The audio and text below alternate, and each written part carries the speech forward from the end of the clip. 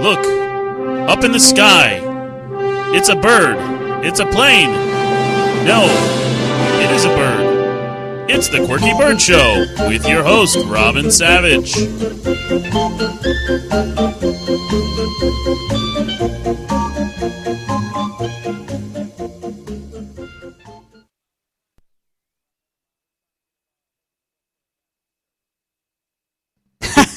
There we go. There we go. We were doing pantomime before. Welcome to the Quirky Bird Show on theartsradio.com. I am your host, Robin Savage, where we talk about all things quirky in the world of the comedic arts. We have a very good show today. Our topic is going to be folks who have maybe spent a little bit of time behind bars, served their time, and now are going into the world being stand-up comedians. I have a couple of great guests. My first guest is sitting right next to me. He is a good friend and also known as inmate C5721. My good friend Lee Willis. Lee, how you doing today? I'm okay. My number was a little longer than that, actually. Virginia, they have a lot of us. So. Now, also, we are going to be talking to Dean Chardin. I don't know if you know him. He's a comedian in the Midwest, and he did a lot of time. And not only is he a comedian now, he is starting his own web reality show. And what he does is he felt like since he's sort of done wrong at one point in his life, he's going back and doing something nice. Like every time he goes on the road, he does something. He's going back in there to talk to us. Like, what? No, it's not that kind of reality show. I hope. No. He just does nice things for the community. He sort of pays it back. So I saw one clip. Do you know Dale Jones? I know the name. Oh, okay. Yeah. Yeah, Crazy Dale. I've never met him, but I do know the name. I know a lot of people that know him, but I've never actually seen him before. He and Dale Jones helped some like underprivileged kids, and they took them to like a llama farm and just do nice things, kind of paying it back. And he's got a reality series. It's called The Long Road Home, and we'll talk to him. It's an interesting story how he got the name of that and what he did. So this should be a good show. As always, I'm trying to boot up my computer and talk at the same time, but oh no, don't tell me Facebook is not available. Oh my God. I know. What am I going to do? Cell phone it. Facebook on my cell phone. Okay. We've got, what I always do is do the quirky question of the day. I think it's not responding to Google. So you know what, Google? I'll do Windows. We always do a quirky question of the day, and I don't know if you followed this show before. I saw it. Yeah, and what we do is I always try to kind of chum the waters and come up with a question that maybe it kind of has a little something to do with what we're talking about. And so since we're talking about, I guess, I don't want to say redemption, but people who've done some stuff in the past and they're moving forward, my question was, how important do you think it is for a comic to bare their soul to the audience? And since you're my guest, I will let you answer that question first. Moving forward, that's a good one. Anyway, actually, I answered it earlier on Facebook. I just said whatever gets the audience to laugh and keeps me from getting Baker acted. It's kind of, that's really what I'm looking for. Not, in that order, actually. I don't really care so much about the latter as much, but... Okay. Well, we'll get into that because I do have a few questions for you. I just want to run down the list. I always tell people I'll give them a shout out live on air. And I always get really great responses. I was really happy with today's response. I mean, some days I get better responses than others. Rick Rule, he said, isn't that where comedy comes from, the soul? Also, if anyone wants to join in the conversation, it's 727-597-4022. Ryan Steiner, I don't know if you know him. I've met him, actually. I think he works Side Splitter, doesn't he? Yeah, I would say he works at Side Splitters. He's really funny guy. He says, I think if speaking your mind is a part of your act, then it becomes something that people, you can propel you further and the audience can relate. Some comics don't use that style, but for that do, you've seen great results wearing their hearts on their sleeves. And that does bring up a good point. And I'll go through the list more, but some people did say it kind of depends on the comic and who they are, like what your style is. If it's, right. Talking about yourselves and your past experience, or if you're more just of a jokey joke comic, right. Or like a commentator on the world, like Seinfeld. He didn't so much bare his soul. No, he just He just sort of like Observational. observational. Yeah, looked at the world and saw this funny. Allie Long, who's not a comedian, she's her husband's a comedian, and I think she's probably seen more comedy shows than most people should. As she says, I don't think it's necessary at all. People come to laugh. They have enough problems of their own, which is why they come to see you. If you need to bare your soul, see a priest, see a shrink, or just call her up. But that also brings a point to it too. I mean, But there's no rush in doing that. No, there's no adrenaline surge. But it does. I mean, I guess. Good one, isn't it, Chaplain? Isn't it Father Jones? Oh, and the rush into talking to the priest. Sorry. I thought you meant there's no rush in not bearing your soul on stage.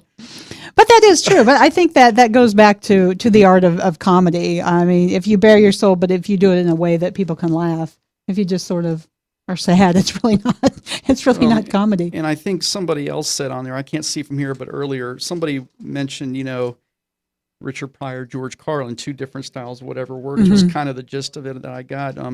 Carlin, the only thing he ever told about himself was really about his pets, and he did a lot of that, but most of his stuff was, observational humor, and then, how we bash the English language, that kind of stuff. Yeah, he more, I guess, bared his brain, than his soul. Richard Pryor, that was the first early influence that I had probably was him, and then later was George Carlin. Yeah.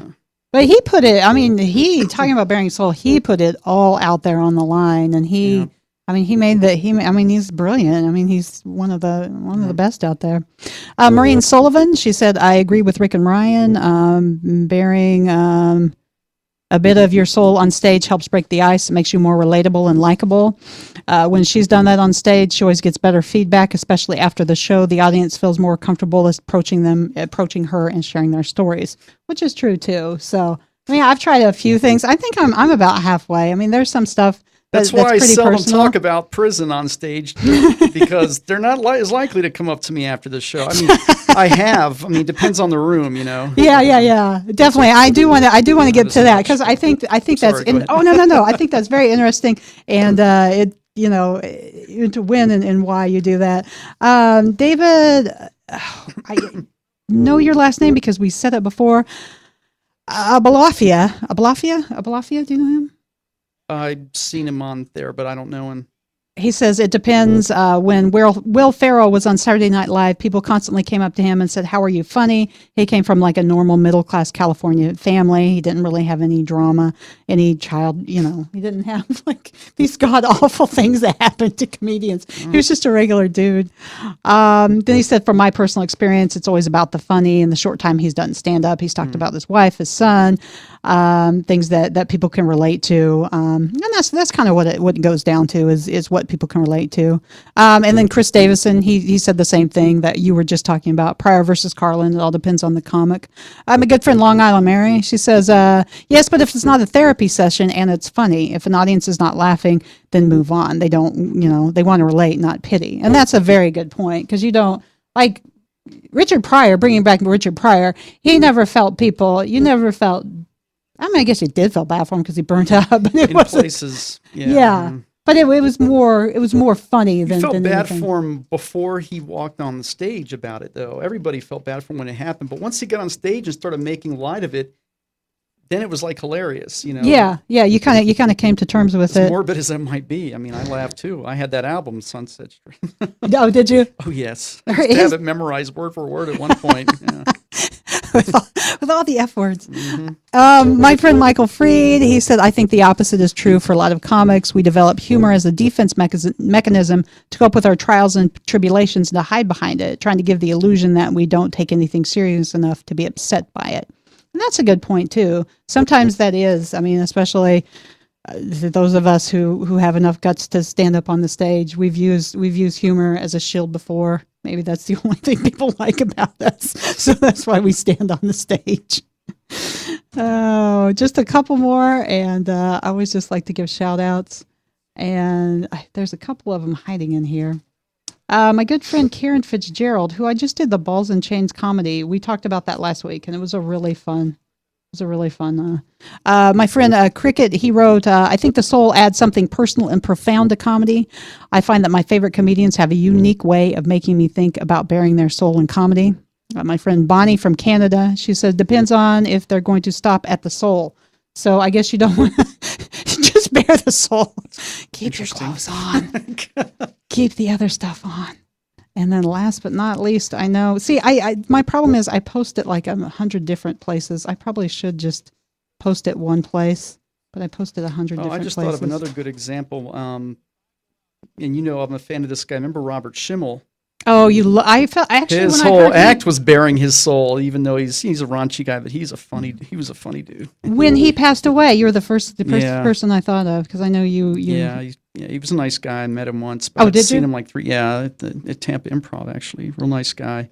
But yeah, he was in just like Richard Pryor as far as, the personal nature, a lot of the stuff he talked about. Mm-hmm. All the stuff he talked about he was always the victim, though, of the bit, though. That was the. Yeah. Well, you almost have to. You almost have to be the self-deprecating like that. Very last one, Karen Fitzgerald. More times than not, the more open and real life, more open in real life a comedian is with the audience, the more believable and funnier it is. The ability to make people laugh at yourself is underrated. When you're honest, the audience usually feels a sense of relief as they can probably relate to what you're saying. And then if they just feel bad it didn't happen to them. But that kind of hits on what you were saying with Richard Pryor. You were saying you felt bad about it, but because he was so funny. When it was in the news, when it happened, you heard it on the radio, Yeah, but because he was so funny and talked about it, it did sort of give you a sense of relief. You didn't, 2 or 3 years later, when he's walking around, This was hilarious. Right. I figure if he can laugh at it, hey, Well, no, so I know that you at one time spent some time behind jail, and then for a while you didn't talk about it. How did you go from not talking about it to not only talking about it, but like talking about it on stage for the whole world to see? A comedian went off on me when he found out that I had been locked up and had never said anything about it on stage. Went off. He was actually, this is up in McLean, Virginia, at a place called Wiseacres. It's not there anymore, but we didn't have anybody there at the open mic that night, so we did like a little writers group, and a couple guys were talking about the judicial system or whatever, and I said something like, yeah, I can attest to that or whatever. It's like, and then the MC, he stopped everybody in their tracks like, wait a minute, you went to prison? I'm like, yeah. He goes, you went to prison, and he's like, get out of here. I don't want you back in here until you got some material from that, because that, he was kidding. Wow. But yeah. But and you know what? I know it sounds really naive and really makes me seem kind of stupid in retrospect, but it never even occurred to me to talk about it. Yeah. It never did. And then I just, for the next week or two, just in my head all the time trying to think of what might have been funny that happened.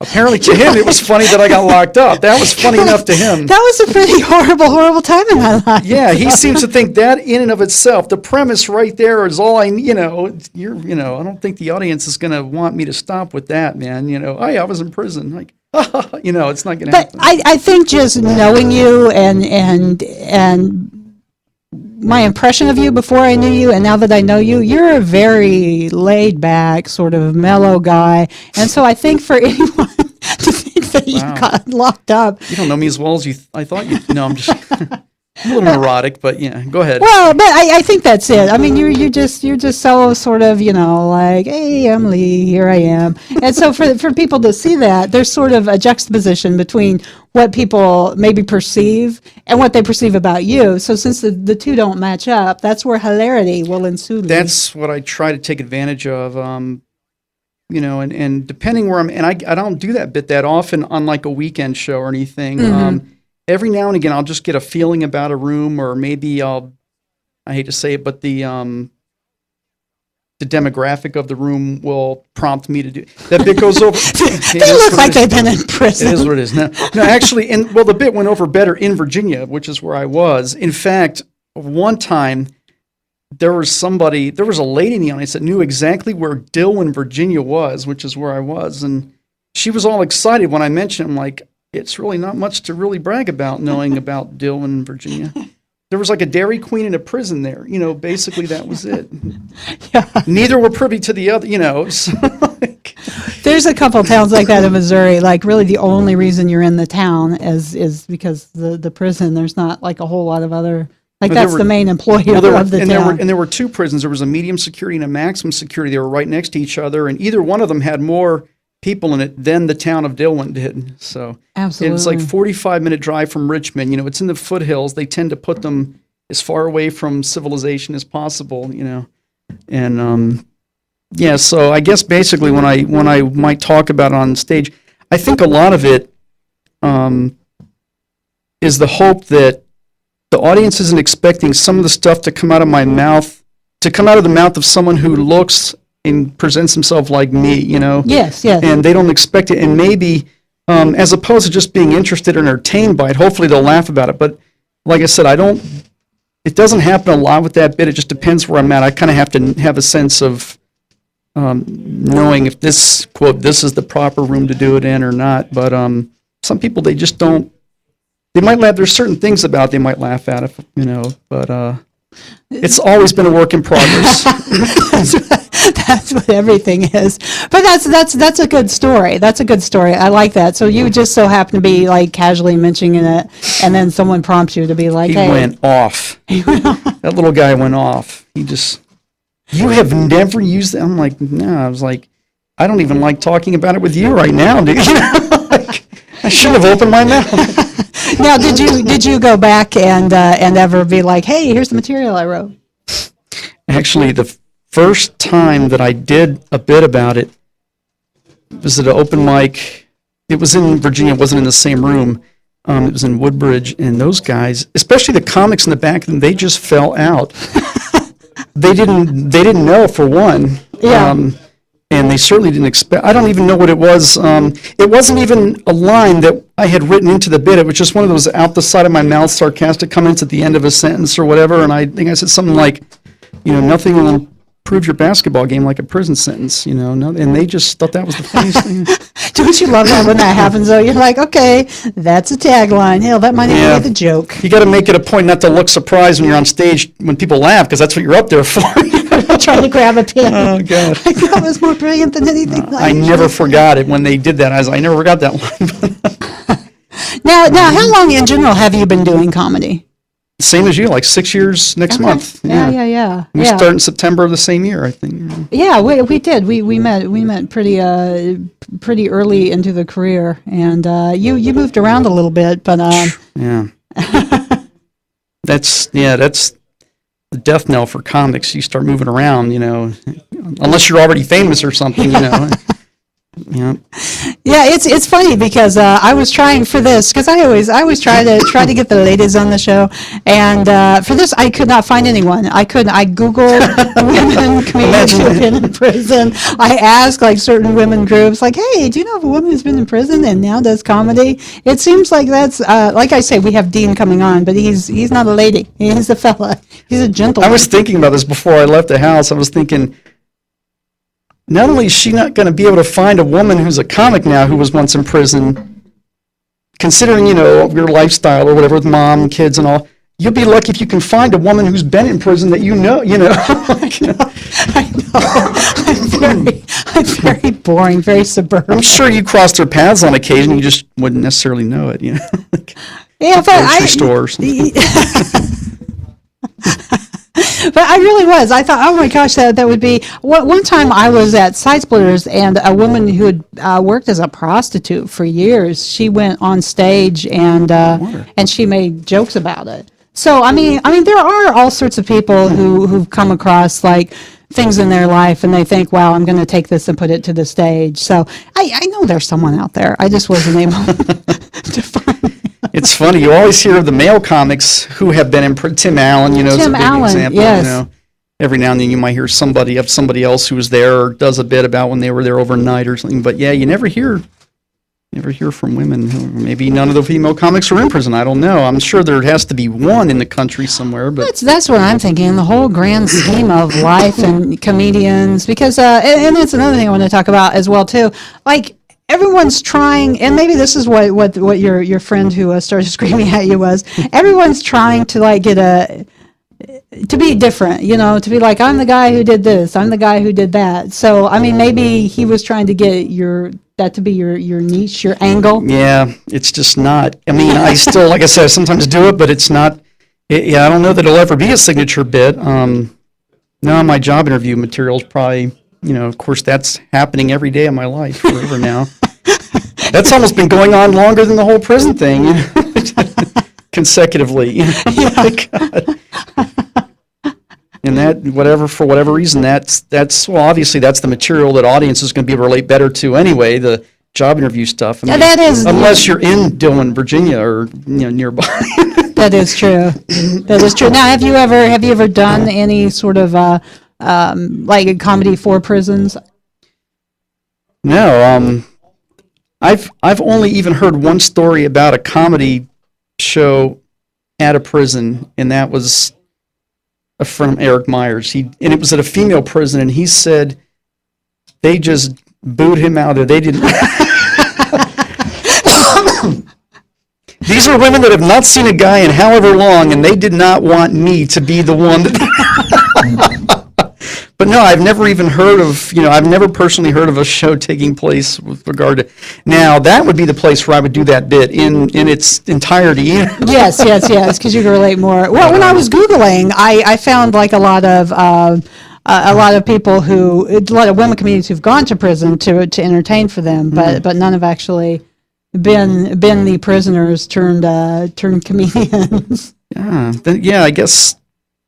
I don't know. I don't know if it's something that most wardens would be comfortable with the idea of. I don't know. I figure if Johnny Cash can go in there and do okay, even though he's not in comedy, but hey, it's entertainment. He's not alive either. Of course, yeah. The old Folsom Prison Blues. Yeah, we'll do a show in Folsom. Yeah, but maybe, I don't know, maybe that wouldn't be too bad one of these days getting I don't know, where are there even prisons around here in Florida?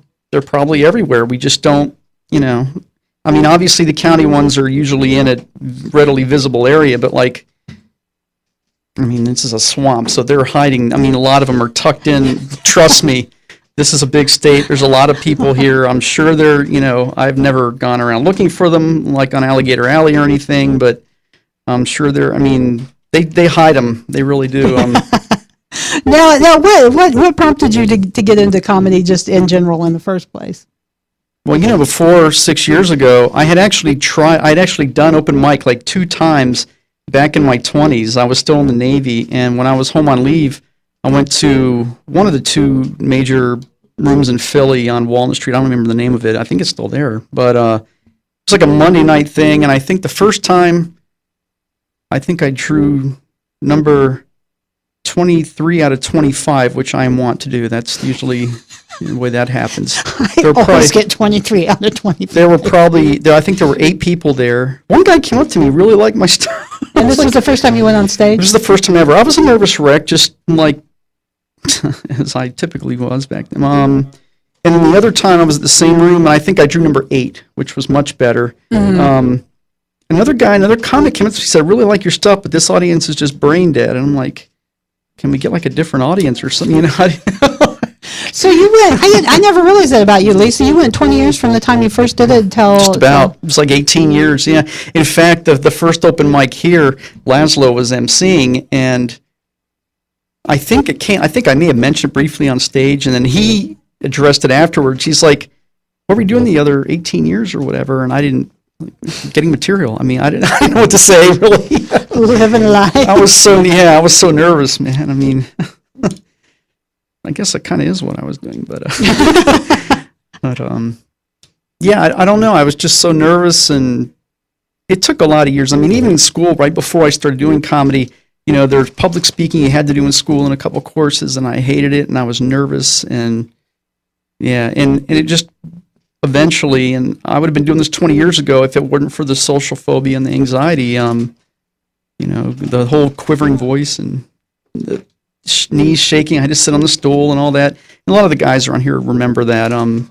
Tony B and a lot of, they remember me sitting on the stool the first few months I did comedy. It wasn't stand-up for me. It was just stool on stage comedy. But isn't that the best way? You know what I mean? To go out and Ease myself into it. Yeah. I mean, I shake anyway, and then the first time I went on stage, I was just like a quivering, And now, I mean, sometimes I still shake, but it's for other reasons. But I'm even to the point I can get over that. Well, the weird thing is when I would try to stand up instead for the stool, I'd forget my set. It was so weird. Oh, so you got to the point where you're like Pavlov's dog. You only knew your set when you were sitting down. It was so weird. Then I'd stand up, and then all of a sudden my mind would dude, you only have 4 minutes of material, if that, Why are you standing up? I had this freakish memory in my 20s, but, now it's I need to follow the instructions that some people give me and practice it at home first before doing a regular show. That's what I really should be doing. I always feel like an idiot, even though I live by myself. I feel like an idiot standing there even though I talk to myself on and off throughout the day, I never think to do my set, which would make more sense and be more productive than the stuff I usually say at the television set. See, maybe you should get a house plant and just talk to them. That way you won't feel. That way you won't feel silly. Yeah, sometimes it depends on what's going on. The new stuff I definitely practice on my own. The new stuff I do. Mm-hmm. I'm the opposite. I don't like practicing to people. I don't like practicing to friends or children. Oh, really? I don't. I feel more socially awkward. If a friend's just tell me your stuff, because I feel like I have a different sort of swagger when I'm on stage than if it's just you and I talking. So if I'd be hey, blah, blah, blah, I'd feel more stupid than if I did that to the mirror or a lamp. If I'm testing it out on somebody who's not a comic, I won't tell them that I'm testing it out. It will come up. I will cruelly segue it into the conversation somehow, and if they laugh at it, I'm thinking, okay, ching, there's one, But just don't be like one of those guys who's on all the time. Right. Amen. Pass us all. Hey-oh. Yeah. That's never fun. No. I do like to think I have some self-awareness. I mean, I know when people are, I see some people go up that are new or whatever, and people are laughing at them and not at their stuff. And there's a part of me that feels genuinely bad for them, but then there's also a part of me that's I wish they quit doing comedy. And then there's a part of me that's wondering, I wonder if people do that to me sometimes. And then I'm thinking, yeah, of course they do on occasion to other comics. I'm sure they do. Want to do the prison bit, Right. Yeah. Oh, is he on the line? Oh, okay. Hold on. We've got our next guest, a good friend of mine. He's coming out with his own reality show. His name is Dean Chardin. Dean, you on the line? Hey, how are y'all doing? Oh, I'm doing great, Dean. How are you doing? I'm doing wonderful. It's good to talk to you again. I've been following you like crazy. I love your show. I love everything you do. It's awesome. Oh, thank you. I'm here with my friend Lee. Wow. Now, Dean and I, we worked together in May, and he was a headliner, and I was a feature, and we did 3 shows. In fact, the shows we were just talking about, we went to Cocoa Beach, Lakeland, Florida, and St. Augustine. And I have to say, you were an absolute pleasure to hang out with for those 3 days. Well, that's very nice of you to say. I remember when we were sitting out by the swimming pool, and you brought your kids out, and they were teaching me things. It was a lot of fun. How to swim? Well, usually when comedians travel, it's sort of like a lonely life. They kind of travel by themselves. But we just so happened, I brought my mom and my 2 children with me for that 3-day run, and you brought your fiance now and your 18-year-old son? Yeah, I brought my son along. He's 18, but we like to pretend he's like a child because we're on the same level at that point. You know what I mean? I like to take him when I go to neat places like Florida. I mean, being a comic is really hard. They send you to places like St. Augustine, Florida, and Cocoa Beach. It's horrible. Yeah. I was going to say vacation. He's not been to Iowa, has he? No, you're a Missouri boy. Well, I guess you live on the Illinois side of St. Louis, but I'm sure you've seen your share of Iowa. Mm. Yes, I just did the Iowa Comedy Festival not too long ago, and I had a blast. I was there with a good friend of yours too, Dale Jones, who ended up winning the competition. So I have seen Iowa and conquered it, I guess. As did Dale, I guess.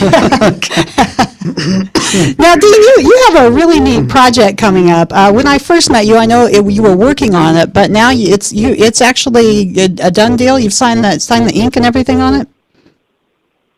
What we did was we signed off with Film Garden Entertainment out of L.A.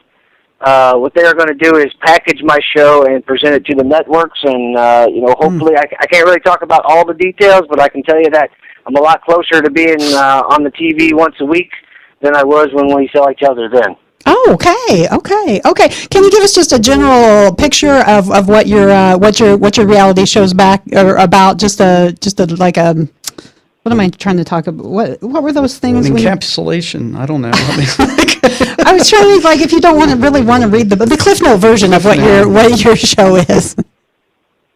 Okay, here, I'll give you what they call the elevator pitch. Okay. That's something I learned recently. It's a Hollywood term.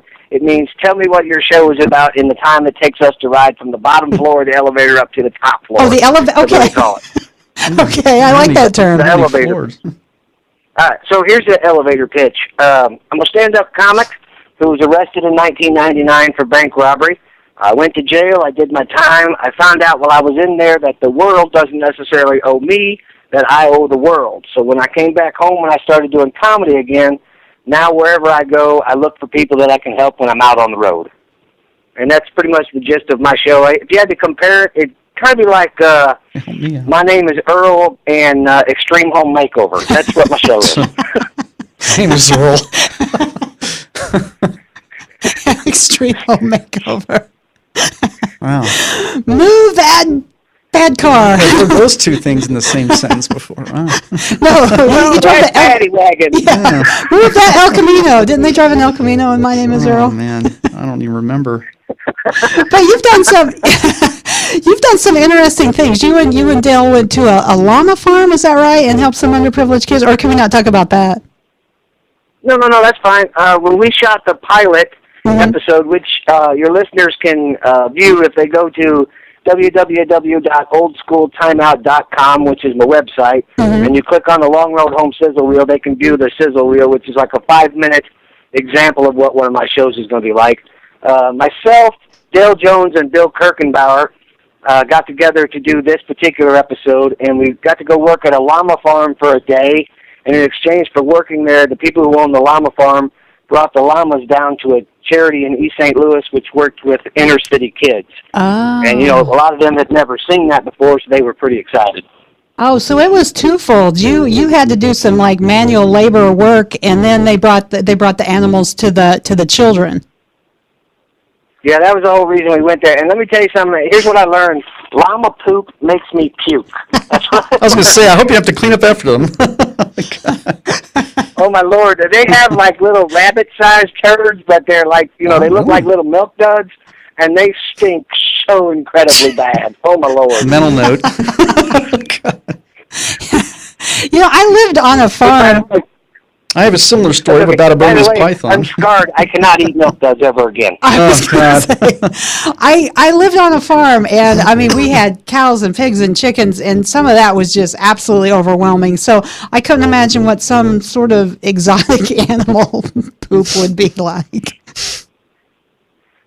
They are. I mean, they're loving, wonderful creatures, and the lady who owns the farm is such a sweet lady, and she took time out of her day and helped us and learn about the llamas and to bring them down with the charity. But my Lord, their poop stinks. Yeah.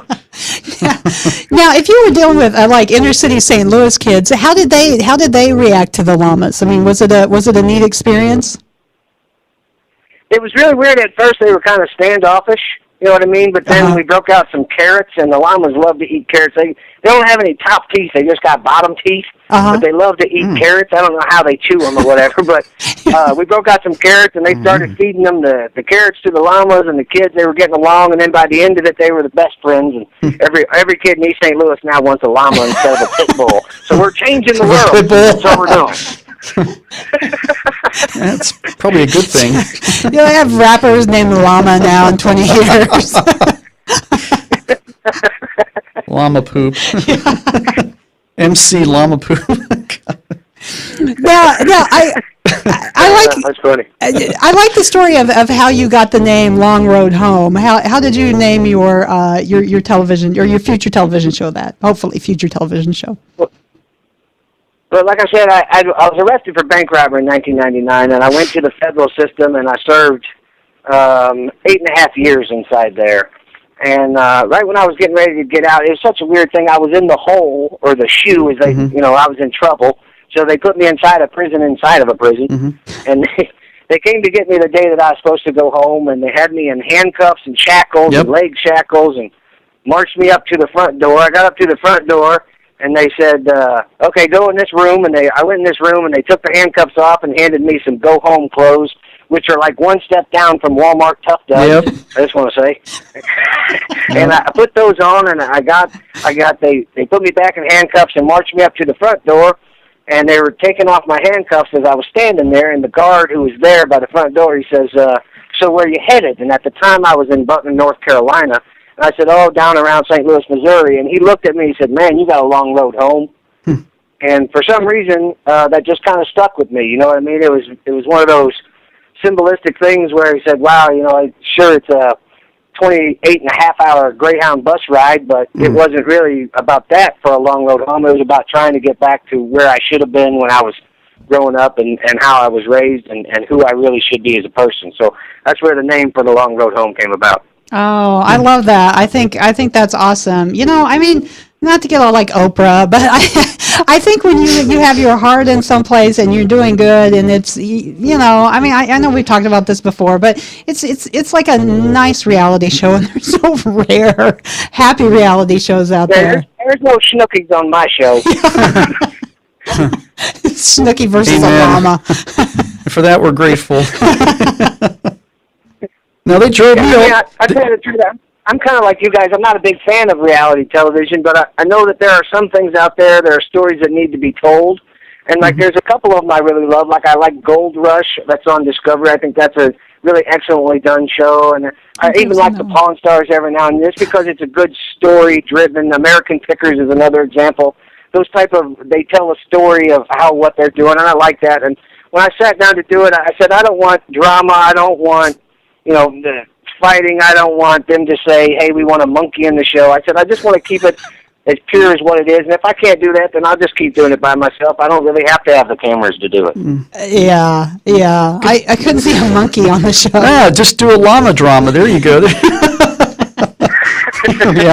we get a little llama drama over here? It's weird. They drove me all the way back to my county of origin after I got out in shackles and cuffs the whole way. And I'm thinking, nice. Yeah, I'm like, this is my day of release, and here I am shackled and cuffed, and I never could make sense out of that. Did you have a pending charge or something? No. They were just going that way anyway. A little longer. The thing is, it's like a main road there in Arlington where you get out and you have to hop out. You're in your shackles, and I'm like, yeah, this is nice. People just driving by, hey, look at that guy in shackles and cuffs, But when did they unlock you? Like, they just unlocked you on the street? Only when they got back to Arlington, Virginia. It was about a 2.5 hour thing. They made a couple stops for other prisoners along the way. So. Oh, so you were in a bus? It wasn't just like. It was a van. It was a large van, okay. a white van. Just your generic white van with other inmates, and then me, the quote free guy. I don't know. I guess I was free, but I was in shackles and cuffs regardless. So. Now, were you in the state prison or the federal prison? It was state, Virginia. State of Virginia. Okay. What did you do? I don't know the backstory. Me, I just broke a window. I did 2.5 years for that. You broke a window and got 2.5 years? Well, they sentenced me to 5, but I did 2.5 of it. But didn't you? Was it like in the Vatican or something? Yeah, close is my ex-girlfriend's apartment. I guess they consider that. I mean, I didn't hurt anybody. I wasn't, there wasn't even anybody home. But yeah, they call it hurling a missile into an occupied dwelling. That's what they call that. So your rock was a missile? Wow. Apparently, anything that can be hurled is a missile in Virginia. Anything in Virginia to hype up, if they can tack on little peripheral charges to the big one, they'll do it, man, because there's only 1 or 2 states in the country that have more prison space than Virginia. Oh. So Oh yeah, and they love locking people up. Texas is one of the other. Wow. Ones. Yeah.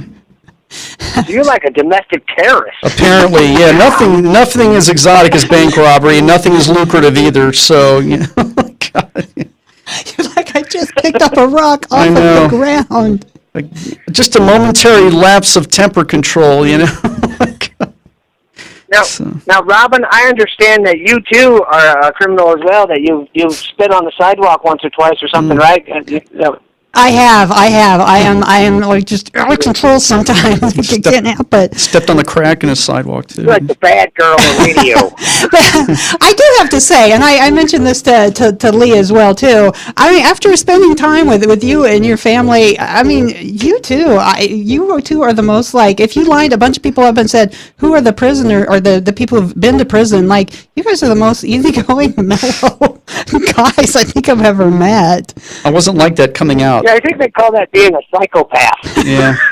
I wasn't like that coming out. I was angry, man. I was so bitter from the whole thing at the time. Well, now, do you think not just comedy about prison, but do you think being a stand-up's helped you work through that anger? Yeah, maybe. I like to think, because I do talk about things that anger me, obviously, Yes. like George Carlin did, a lot of comics for that matter. But, well, I mean, it was a long time from the time I got out to the time I started doing comedy anyway. It was a good while. So, I mean, I got out back in 96 or 98 rather, but, and I didn't start doing comedy until just 2006. So, How about you, Dean? Do you think your experience kind of shaped your comedy or changed the way you feel about doing comedy? I tell you the truth. When you, like, for me, I was in there for 8.5 years, and I lost a lot of stuff, and I really say that's what changed me is I finally lost enough. But when you lose that much stuff, you find a deeper appreciation in other things. Mm-hmm. And I think that for me, comedy is an excellent way for me to deal with the anger and the demons that I had that led me to make the decisions that I made. So when I'm on stage and you hear a joke, about, I do a couple goofy songs in my act, and one of them is really personal to me, and I don't talk about it out. I mean, I make a joke out of it, but it's how I deal with some of the issues that I had when I was growing up. So I think comedy has definitely saved me. I've said it before in interviews, comedy is kind of like medicine for me. It helps me deal with those things, and if I can laugh at it, I can get through it. So I hope to give that gift to others when I'm on stage. Oh, absolutely, absolutely. It just takes me a lot more time between the tragedy itself and the time when I can actually laugh at it. A long time. Oh, I'm the same way. I'm the same way. There's stuff in my past that is still way too personal for me, and every time I try to write a joke about it, it just comes across as angry or it doesn't fit with the character that I present when I'm on stage, so I have to throw it out, and then I'll come back to it like 3 months later. And I have a lot of dark stuff I just can't get out yet. Mm-hmm. But I mean, that's the whole, I guess, art of comedy is trying to get it to not only to be personal as you, but then to get it to be funny and sort of sell it to the audience. That's the whole, I guess, craftsmanship of being a comedian. Yeah, what's funny is when I talk with other road comics and I tell them my story, they're like, "Man, that is awesome!" And I'm like, "Well, what do you mean that's awesome?" They're like, "No, you don't understand. The best comedy comes from tragedy." And Jerry Seinfeld said it one time. He said the worst thing that ever happened to my comedy is that I became rich, being that he didn't have any more problems in his life and he couldn't make jokes about them anymore. His bills were paid, and no one wants to hear a joke about how he was at the yacht club and his Porsche got bumped into. You know what I mean? Oh, he should have maybe done some cocaine or something, and then he'd start all over again with his. His Porsche got bumped. Drinking. I'll tell him that. Gosh. Jerry, coke it up once in a while. You'd be a lot more funny. Eventually there'd be tragedy, and then he had more comedy material. Exactly. Wow. I was gonna say, Eminem is super rich, and he still manages to write songs about how bad his life is. If you reach but he's a drama queen. Are you kidding me? He's a what? What'd you call him? A drama queen. Oh, yeah. Yeah. That is true. Somebody really needs to get a hold of Eminem and go, hey, listen, dude, you're like 35. Knock it off. Stop being a teen angst. I agree. Now, it's funny. Pull your pants up, stop dyeing your hair, and get on with your life, Junior. You know what? You talked right about... now, there's an Eminem fan getting ready to kill me. You talked about the song, and the only song that you sang that comes to mind is when you made the old lady pee. So I'm hoping that is not one of the sad things. Oh, that's good stuff. No. That's not the one I was talking about. It's actually, there's a YouTube video of it called Not So Simple Man. It's out there. If you go to YouTube, you can see it. But that's one of the songs that I was talking about, actually. Okay. Yeah, you do. You incorporate a lot into it. And also, congratulations goes out to you. When I met you, you were dating a very lovely young lady, and you're now going to marry the same young lady, correct? Yes, I actually found a woman who can stand me for more than 15 minutes at a time, so I figured I'd better put a ring on it like Beyonce said. Does she have a sister? No, she doesn't have a sister, but she has a brother who, No, it's by the not way, gonna... just might be on the fence. I don't know. He could go either way. I'm not going to cut the mustard. I'm sorry. After the whole prison thing, I had to fess up to my heterosexuality. So. You had to come out of the straight closet. Oh, gosh. Yeah, I figure if I was in there for 8.5 years and it didn't turn me, I might as well just keep loving Exactly. But you got a good one. You got a keeper. You got a great son. You might have a TV show. It seems like your life is going pretty good. You might have the problem of not having problems, Dean. Oh, I doubt that. You should know my family. That's never going to happen. They'll keep pulling you down. No, I mean, the people that are around me are normal people, and I get a lot of my comedy just from the people I hang around with. It's been said before, it's nothing new. If you want to be a good comic, you've got to live a life worth talking about. You know what I mean? I'm very blessed to have those people in my life. That's fantastic. I love that saying. That's true. If you just sort of sit around and watch TV, you're not gonna. Sorry, maybe that would explain my drought lately. My writing drought. Get out there and live a little. See, today stuff will just start popping into your head. Oh, it's too expensive to leave. I need to get a job first, then I can leave. The gas prices are killing me. No way, dude. Just go hang around the bus stop. There's like a good 40 minutes of new material right there. That's true, yeah. I've gone to the Blockbuster and come up with stuff, yeah. There you go. Next time I see you, Dean, you'll be at the bus stop just with your notepad.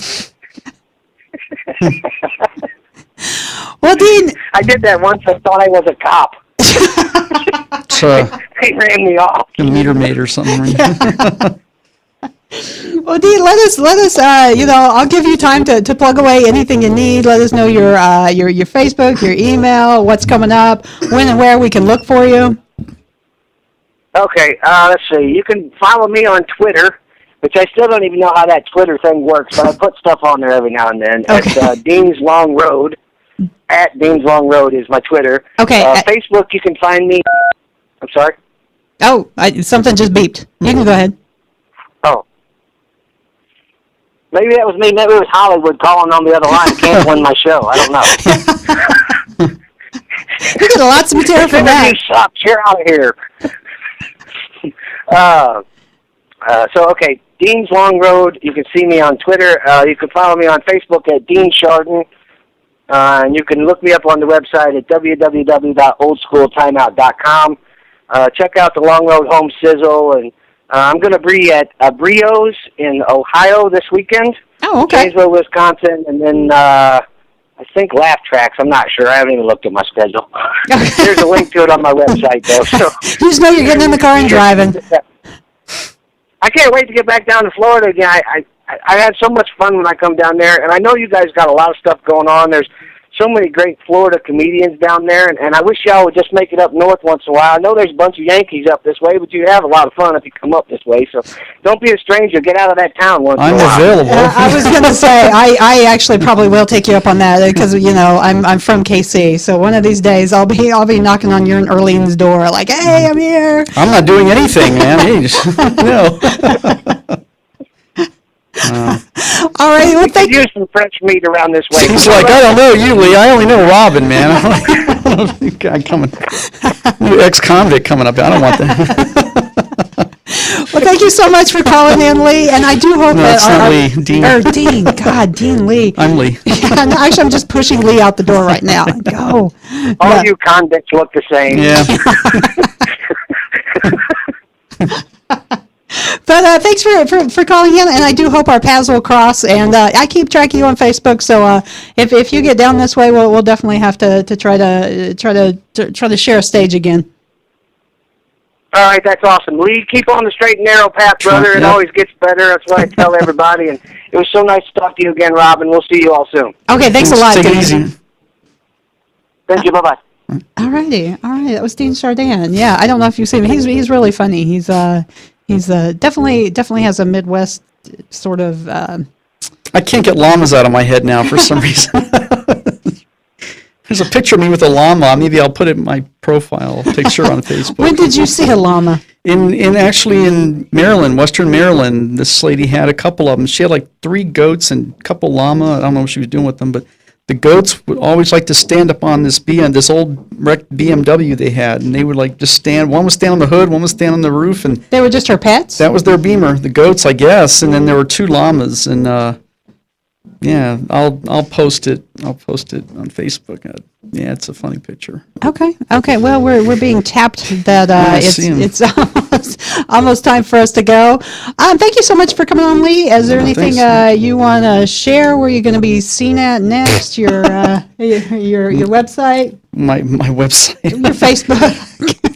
I'm available, man. I mean, like I said, I'm going out of town like 4 or 5 times this month for comedy, but only mostly for audition purposes. One's a paid featured thing, and then I might be doing a thing with you when you go back out Yeah. east or whatever. But so I actually have a buddy of mine moving down, and he's doing very well as a comic, and I'll probably be doing some road work with him in November, December. But when I know, I'll post it. But Okay. now, so Okay. And where can we find you at, Lee? in Dunedin, I'm just Facebook me. I don't have my own website or anything. I'm not working. Remember.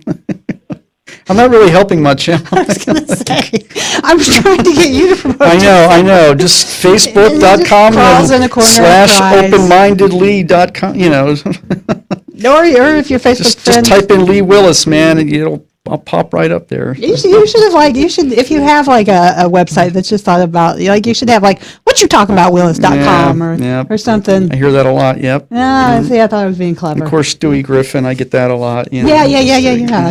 You that's actually a pretty good line in your thing. I haven't done that one as much lately because I have a new opener, but yeah, sometimes I still use it, though. Especially if it's a younger crowd because they all know who he is. Yeah, they do. They all know who's Older Floridian people aren't necessarily, like, older folks aren't going to know. Like, who? What are you talking about with your? Revert to Charlie Brown at that, but you know who that is. So Yeah, if someone's too old for Charlie Brown, they probably shouldn't be getting into comedy. miracle they made it to the club. Yep. Valid point. So. Okay, well, thank you very much for coming on. Thank Thanks. you for being my guest. This was quite interesting. Yep. And my thing is working. Yes, we will be here next week on the Quirky Bird Show, same time, same bat channel, and on the artsradio.com. So thank you once again, Lee. Thanks. Okay, Nolan. You're not even paying attention. He's now. not. Nolan, you can send us out. Just keep going. Okay, and thanks again. We'll see you next Tuesday at 8:30.